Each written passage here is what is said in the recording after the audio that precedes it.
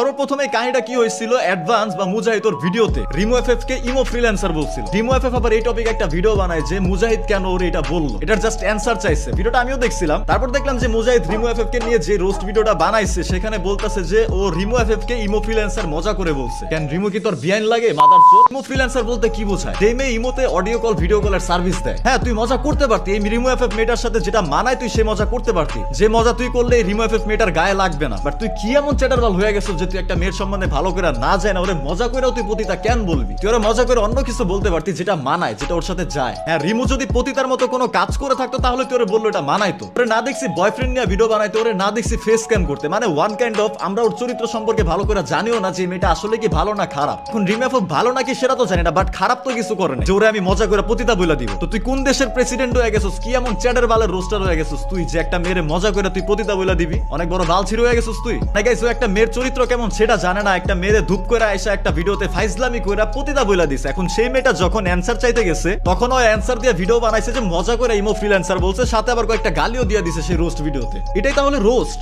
এই তোর roast video? এই তুই রোস্টার? থু হালা বোকাচোদা। তখন আমি চাইতাছি না তোর কোনো পার্সোনাল লাইফের কাউকে নিয়ে আমি কিছু বলি, বাট তুই যদি আমার বাধ্য করো ওপেনলি বলে দিলাম এমন কিছু বলবো যেটা তুই নিতেও পারবি না। এখন তুই যদি মনে করে থাকো সরে সরি বইলা তুই ছোট হয়ে যাবি সবার সামনে, তুই সবসময় বড় থাকতে চাস, তুই থাক, তুই বড় থাক, বাকিটা আমি দেখতাছি। আমি কাউকে জোর করতাছি না। আগামী 24 ঘন্টার মধ্যে ওরে সরি বইলা ভিডিও না বানানো হয় আমিও আর কারো দিকে তাকাবো না, আমিও তাহলে আমার মতো পার্সোনাল অ্যাটাক শুরু করে দিব। আগামী 24 ঘন্টার মধ্যে যদি দেখি রিমুকে সরি না বলা হয়েছে, আবারও বলতাছি খোদার কসম পার্সোনাল অ্যাটাক কারে বলে একদম দেখায় দিব।